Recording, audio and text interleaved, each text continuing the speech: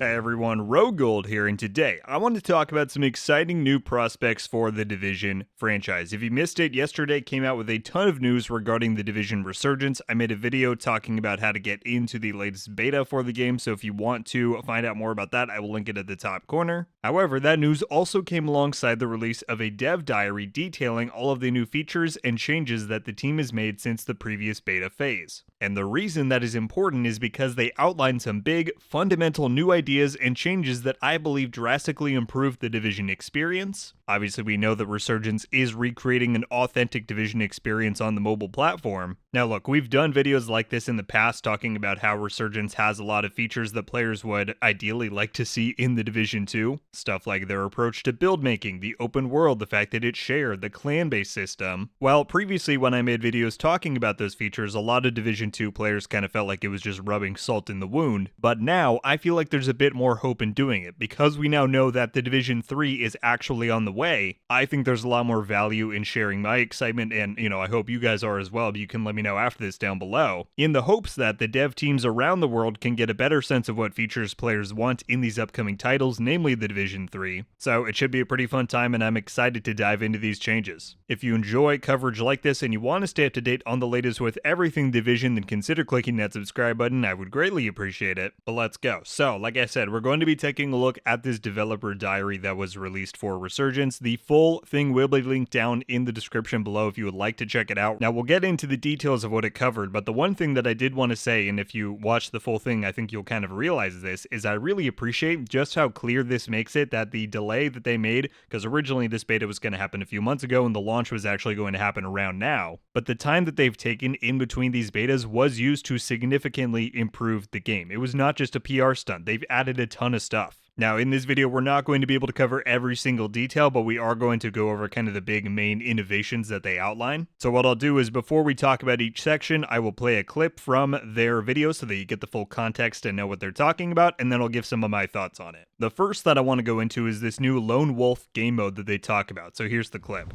So you've just upgraded your latest weapon, slapped on a new OS protocol, and you want to benchmark your new loadout? Well, this is where the Lone Wolf Challenge shines.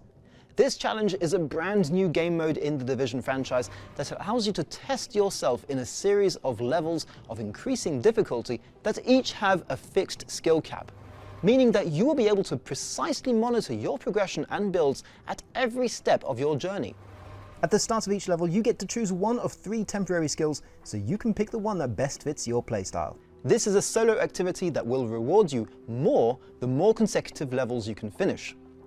Moreover, the faster you finish each level, the better your final rating and the more interesting the rewards, making this a great way to test your gear and your skill while grabbing some nice loot on the way. Alright, so I think that sounds super neat. It kind of reminds me of a blend between like Summit and Descent from the Division 2, in which the player is presented with both the self-selected challenges, right? You get to choose which kind of modifier you want heading into the room, as well as these ones that they say are inherent to the mode, which uniquely challenge your build and playstyle. As James outlines there, you can also monitor your progress while you go through, and the more you master this content, the better rewards you get. It's a solo-only experience, and obviously I think that is very important to have alongside all of the group-based content that the Division does have. And I don't know, I could totally see this being a big cornerstone for this game, something that players use a lot to kind of, test out their new builds that they make. And like I said, I could see this being a very popular request for something like a Division 3 once players get their hands on it. Next one here talking about the Dark Zone, here's the clip. So, you want to go out in the Dark Zone, but your squad isn't around to lend a hand? Maybe you're just fed up with doing all the heavy lifting every time. Well, why not consider going in solo thanks to the new Solo Dark Zone queue.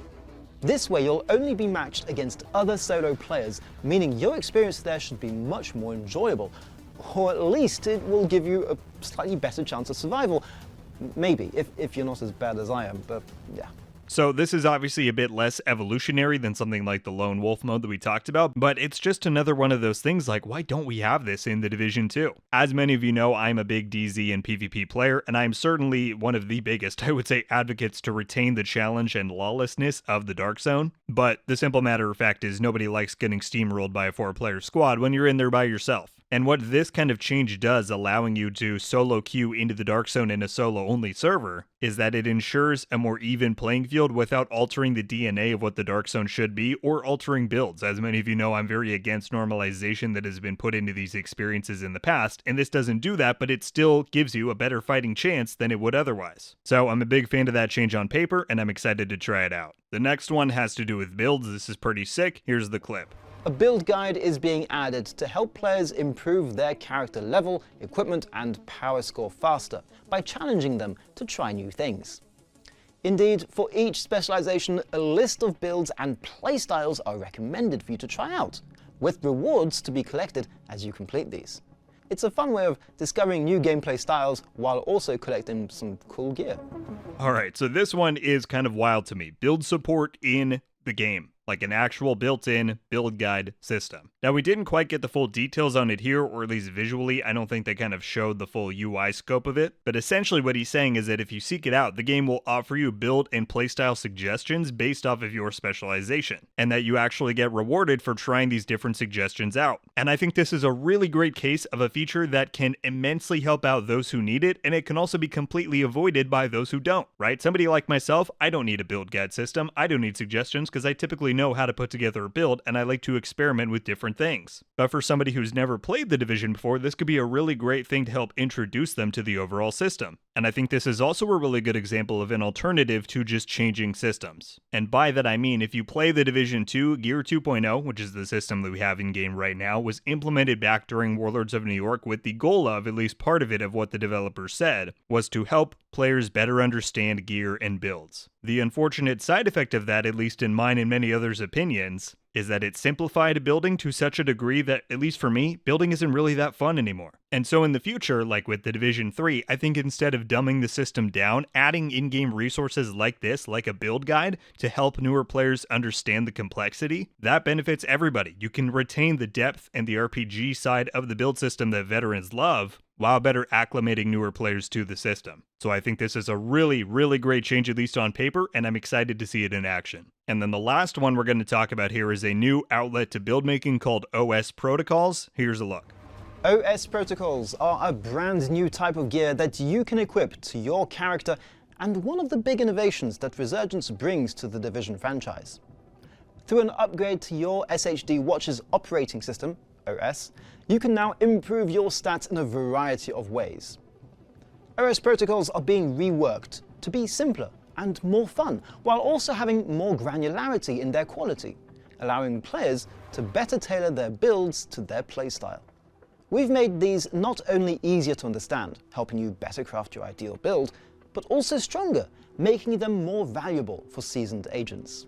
Alright, now I think this looks sick, both from a UI perspective and from a gameplay perspective. Ultimately, it is just another build augmentation. This kind of a bonus could have gone on anything, but I'm someone who thinks that more RPG is always great. And more visual customization like this to kind of tailor how your playstyle works is really cool. Myself and others have speculated that watch mods or changing up your SHD watch in some fashion could be the new item type that we know is coming in the Division 2's Year 5 Season 4. So it's possible that one of the development teams got the idea off of the other, and this is kind of similar to something we could see in that forthcoming update, or the two could be totally separate and not related. Either way, I'm excited for both, and I think this new facet of the Division Resurgence, these OS protocols, will be a really nice distinction between the experience we have in the Division 1 and 2 and this all-new adventure. So, my friends, those are my top highlights from this developer diary on the regional beta phase 2 for the Division Resurgence, and I think it fully goes to underscore, if it wasn't clear already, that the Division Resurgence is going to be a fully authentic and really great evolutionary entry for the Division franchise. And I hope, like I said, by me making this video, that the development teams can analyze and understand why players are so excited by these changes, and hopefully continue to refine them and double down on them in the likes of titles like the Division 3. But that's most of what I got, and I want to hear your guys' thoughts. Out of those things that we went over, or if you watched the entirety of the developer diary, what are some of the things that stuck out to you the most? What are you most intrigued by? What do you want to check out first? Can't wait to read through it all down below. That is going to do it for me today, though, everybody. Thank you all so much for watching. I'll see you in the next one. RogueGold. Ow.